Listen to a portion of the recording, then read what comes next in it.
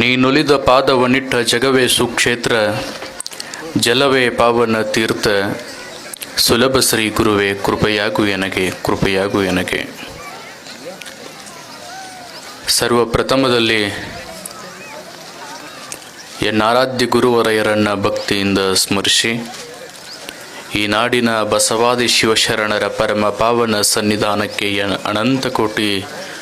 ಭಕ್ತಿಯ ನಮನಗಳನ್ನು ಸಮರ್ಪಿಸಿ, ನಡೆದಾಡೋ ದೇವರು, ಮಾತನಾಡುವ ದೇವರು, ಜಗವನ್ನ ಜ್ಞಾನದ ಮುಖೇನವಾಗಿ ಉದ್ಧಾರಗೈದಿರತಕ್ಕಂಥ